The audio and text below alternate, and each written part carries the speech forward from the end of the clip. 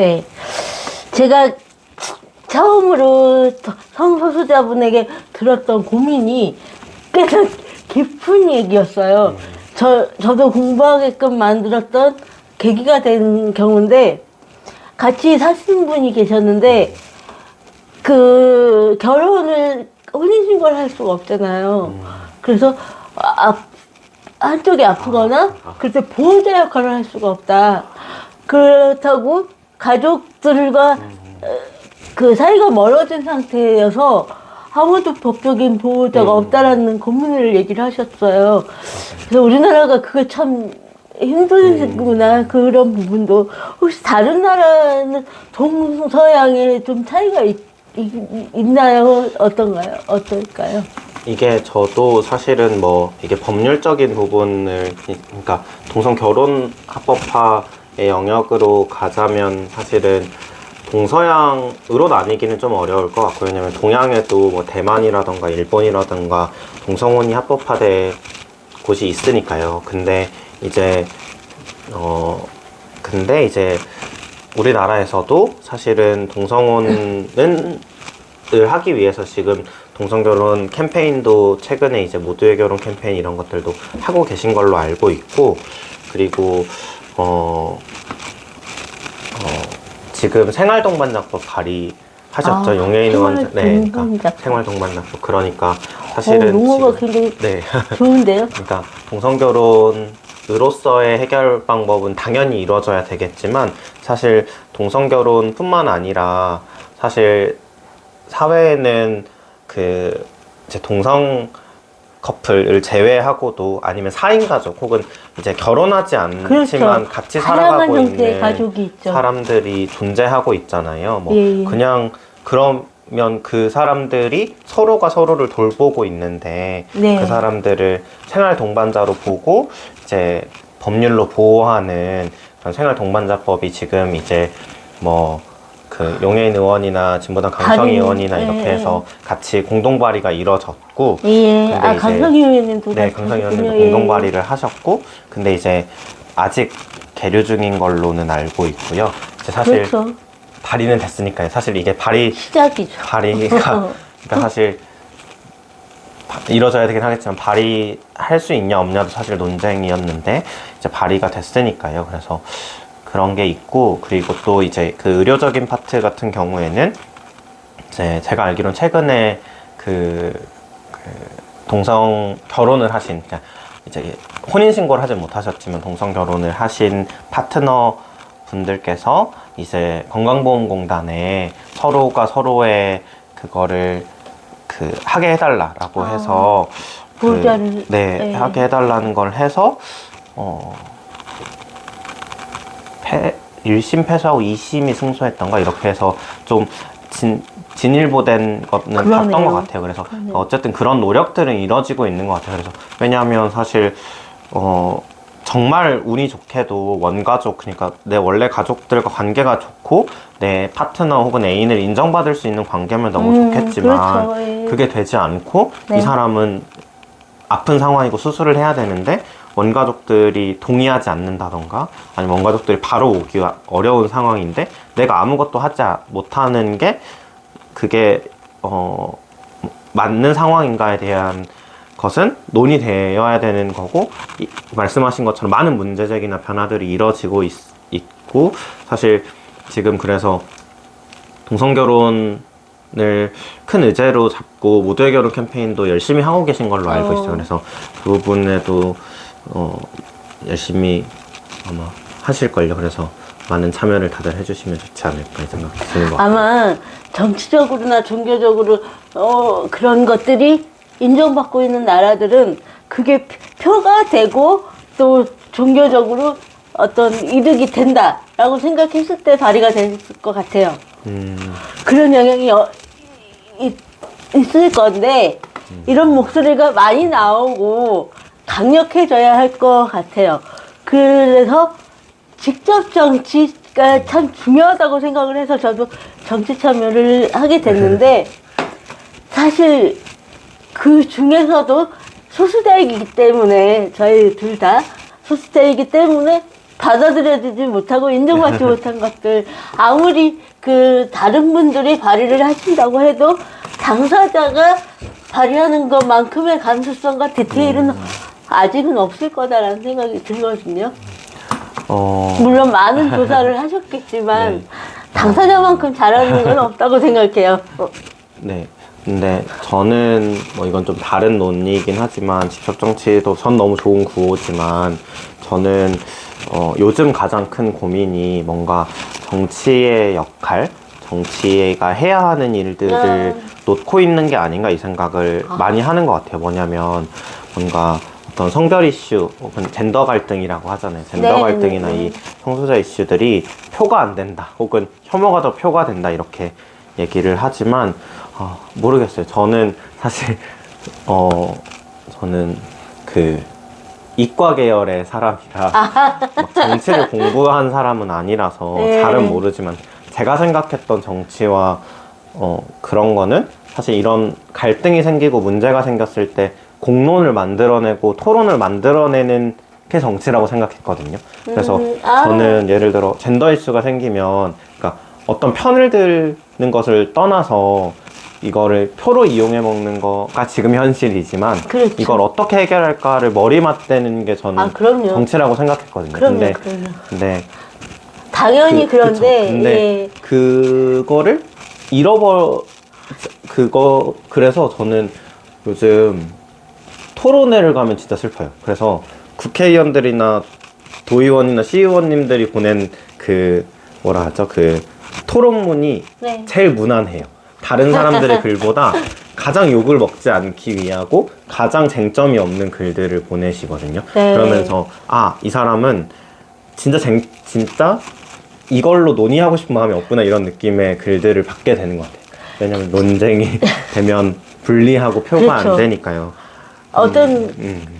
우리는 분류하기를 좋아하니까 저 사람은 그런 사람이야, 나 다른 사람이야 이렇게 장애 유형이 다양화되는 것도 점점 늘어나고 있거든요. 그렇듯이 우리는 또 장애 등급이 없어진 게 개인 맞춤으로 가고 있거든요. 그렇게 되면 이게 행정적으로 굉장히 불편해지고 힘들어지잖아요. 그러니까 어떤 딱딱 큰 틀에서 분리를 나눠 놓는 거, 그게 편견이 돼버리는 거죠. 그 위에 사람은 그 안에 속하지 못하는 사람. 정치도 그런 거, 그렇게 초심을 잃어버리고 정치라는 것에 대한 이론적인 그 초심을 잃어버리고 일단 입성을 해야 뭘 할 수 있지 않냐 이러면서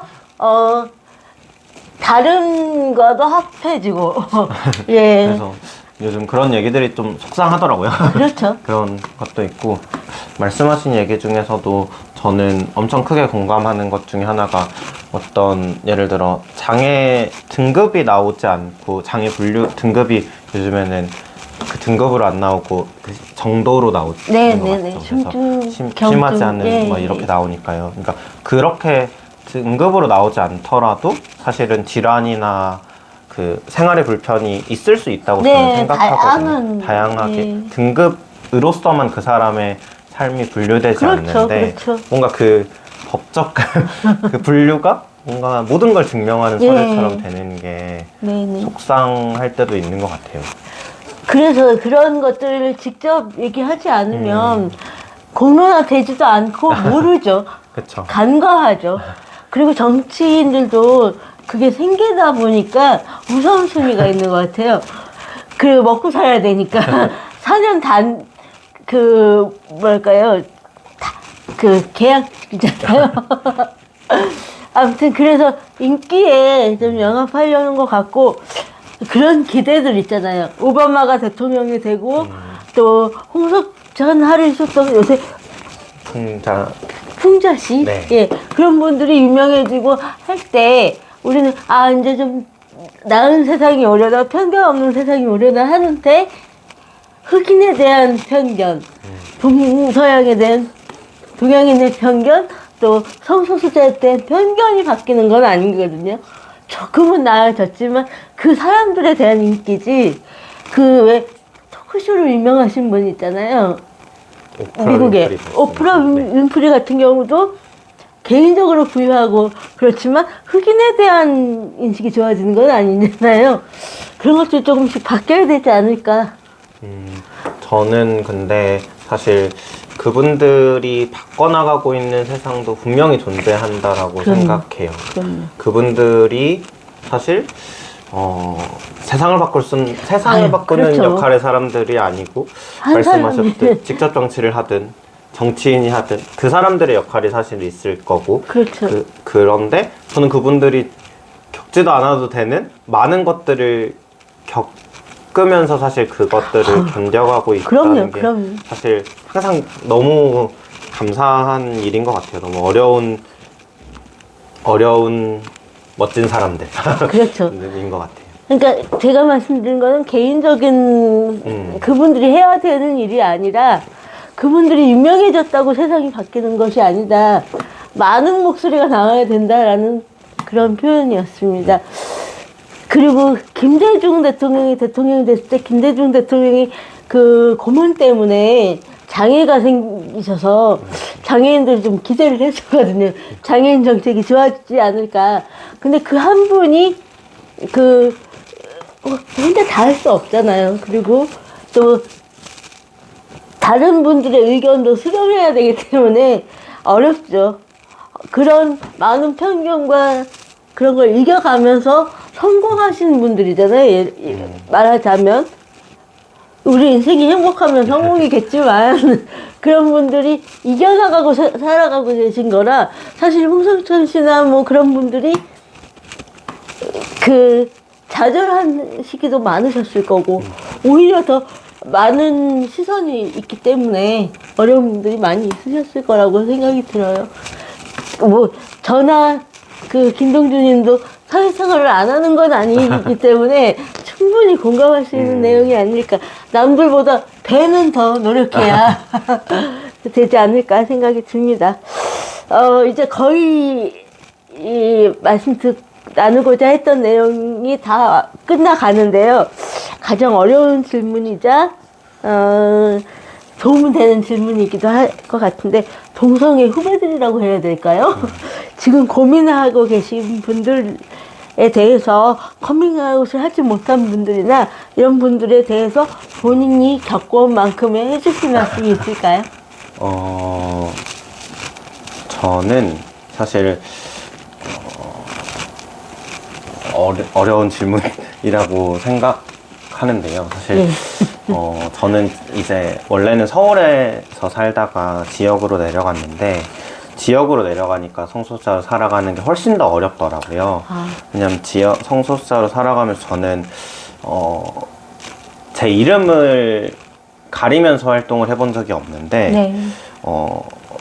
어쨌든 지역에서 뭔가 아우팅 같이 제 이 성별 정체성이 제가 의도하지 않았는데 막 소문이 나고 드러나게 되는 일들이 있었어요. 네. 근데 그렇게 됐을 때 너무 좁은 지역 사회이다 보니까 저뿐만 아니라 제 주변이나 제 가족한테들까지 다 공격이 갈 수 있다라는 걸 알게 되고 그런 게 무섭기 시작하고 저에 대한 공격이 무서운 게 아니라 주변에 대한 게 무서워지기 시작하고 그래서 이제 그 지역에 있는 성소수자 친구들 혹은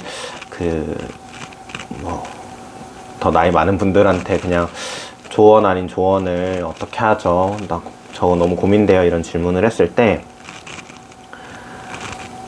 100이면 100 지역에 있는 사람들은 다 그냥 거짓말을 하라고 했어요. 그러니까 감춰라라고 했고 여자친구 있다고 하라고 했고 이렇게 했어요. 근데 그 말이 너무 당연한 말이었고 그분들에게 그분들이 어떤 잘못된 판단을 하고 있다라는 게 아니라 그냥 그분들의 삶이었고 그렇죠. 그분들이 그렇게 살 수밖에 없고 그게 가장 어려운 일인 것 같아요. 근데 저는 그거 자체가 성소수자를 가장 어렵게 하는 일인 것 같거든요. 매일 내가 거짓말을 하면서 살고 있고 매일 나를 그게 부정하는 거잖아요. 나를 부정하는 걸 어쩌면 이제 당연하게 생각하고 그러면서 이제 이건 어쩔 수 없는 일이라고 하지만 그게 계속 부정하는 행위인데 그래서 사실은 저는 그 부정하는 행위 하고 싶었던 얘기는 저는 굳이 마지막까지도 사실은 오늘 올 때 그래도 가명을 써야 되나? 가명을 쓴 적은 없지만 고민을 하게 되는데 감추든 감추지 않던 저는 우리가 가장 먼저 해야 될 일은 자신을 지켜나가는 일일 것 같아요. 어쨌든 세상을 바꾸고 맞아. 정치를 바꿔야겠지만 왜냐면 너무 힘든 세상이고 너무 아픈 세상이라 어쨌든 저는 이 커뮤니티, 즉 성소수자 커뮤니티 와서 가장 힘들었던 게 너무 많은 친구들을 보내는 거였어요. 이렇게 주변에 부고 소식을 많이 듣는 게 말이 되나? 이런 것들을, 그러니까 제가 엄청 친한 사람들도 있고 아니면 그냥 건너서 본 사람들도 있고 제가 어린 나이임에도 불구하고 이렇게 부고 소식을 듣는 게 말이 되나? 이런 생각들을 했거든요. 그러니까 성소수자이기 때문에 극단적인 선택을 한 그런 부고 그거는 뜻인가요? 사실은 알 수 없죠. 그리고 근데 이유는 알 사실 수 없지만 그게 제가 어쨌든 성소수자가 아닌 집단과 그 성소수자 집단 안에 들어왔을 때 비율로 그 부고 소식의 비율이 너무 다르기 때문에 이거는 그냥 압도적으로 어떤 어려움들이 그 사람들 속에 존재하는 걸 텐데 그건 아마 뭐 다양한 이유들이 존재하겠지만 개인적인 이유들도 있겠지만 저는 어쨌든 어떤 사회적인 부분들이 배제될 수는 없다고 생각해서 사실은 저는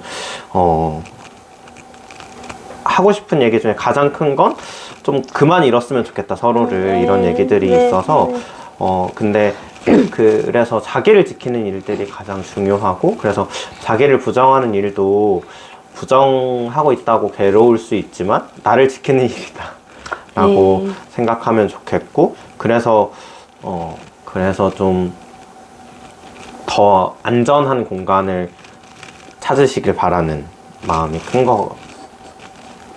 큽니다. 이거 제가 아까부터 질문하고 싶었는데 제가 잠깐 놓쳤는데요. 혹시 그 여성 친구분들이 네. 더 편하다라는 뭐 그런 말씀하실 수도 있지 않았을까라는 생각이 드는데.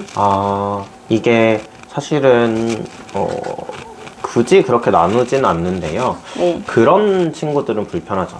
그 이성애자 뭔가 축구 좋아하는 친구들 이라고 표현되는 어떤 그 남성성 가득한 친구들이 있어요. 그러니까 남성성이라고 표현하는 저는 그 커뮤니티 그러니까 그 집단들이 가지고 있는 문화가 남성 문화라고 이제 일컬어지는 문화잖아요. 그러니까 어떤 막 여성을 여성을 평가하고 뭐 이런 문화들이 남아있는 그 집단들이 존재하고 그런 집단들이랑은 절대 못 친해지죠. 그래서 그런 관점에서 보면 여성인 친구들이랑 친한 것도 더 맞죠. 왜냐하면 그런 확률이 훨씬 더 낮거든요. 그런 얘기들에서 훨씬 더 포용하고 예를 들어 그냥 좀 웃긴 얘기일 수 있는데 저는 요즘 업사이클링에 관심이 많거든요.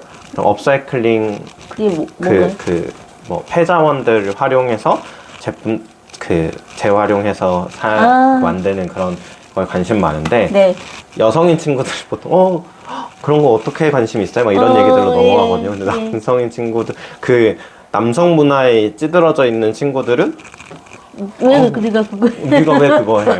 막 먹고 살기도 바쁜데 그런 얘기들로 넘어가는 것들이 훨씬 많은 거죠. 그래서 그렇게 되면 대화의 단절이 일어나고 그렇게 되는 사람들과는 뭐 친해지는 비율이 조금 더 그 문화에 있는 사람들은 높은 것 같아요. 그게 그 문화에서는 뭔가 어떤 가치가 중요하고 이런 게 있으니까 사실 그것 때문에 사실은 얘기들이 나오는 것 같은데 그래서 뭔가 그 미드나 이런 거에서 여자인 친구들과 더 친하고 이런 이미지가 사실 거기서도 딱 그 일진 그룹에서 딱 그런 거가 나오잖아요. 어떤 일진 그룹에서의 남성들이 가지고 있는 딱 그런 문화들을 피해서 그 여성들과 더 친해지는 문화들인 것 같아요. 그래서 거기서 파생된 질문인데 그 이성애자 중에 남자친구가 있는 여자친구가 그 김동주님을 만나서 이렇게 노는 것에 대해서 그 남자친구가 더 안심하거나 뭐 이런 것도 이런 적도 있을까요? 있죠. 많죠. 그래서 웃긴데 어쨌든 남성이니까 저랑 진짜 친한 친구가 있는데 네. 그 친구는 제가 성소수자인 걸 아는데 네. 그 친구 애인이 바뀔 때마다 제가 말할 수는 없잖아요. 그렇죠. 근데 이제 저와 자주 바뀌시나 봐요, 그분이. 아니 자주 바뀌진 않았는데 이제 어쨌든 네, 아무튼 바뀔 때마다 말할 수는 없으니까 네. 그래서 근데 이제 좀 안 좋아하실 수는 있잖아요. 왜냐면 그렇죠. 뭐, 어쨌든 그거는 그분 술을 먹는데 성향에 따라 그리고 다른 거니까. 조금 제가 술을 좋아하는 편이어서 그 친구랑 많이 먹는 거니까 더 걱정할 수 있고 이거를 알고 있는데 예. 제가 그래서 그렇게 만나면 보통 이제 얘기를 하는 것 같아요. 걱정하지 마셔라. 걱정하지 마셔라. 얘한테 일도 관심 없다. 뭐 이런 그런 식으로. 상황이 되면은 얘기를 그럼 그리고 근데 이제 그냥 만난다고 냅다 얘기하는 건 아니고 그렇죠, 그냥 뭐 그렇죠. 좀 자연스럽게. 간을 보다가 이 사람이 그래도 이해해줄 만한 사람이겠구나 뭐 이렇게 판단이 들면 네. 걱정 마셔라. 일도 터치할 수 있는 서로가 서로를 터치하는 사이가 아니다 뭐 이렇게 얘기하는 것 같아요. 개인적인 얘기인데 저도 자리를 좋아해요. 언제 한번 같이 뵀으면 좋겠어요. 네네. 예, 오늘 어렵게 나와주셔서 너무너무 감사드리고요. 어려운 얘기, 어려운 주제가 됐었는데 많은 얘기 풀어주셔서 고맙습니다.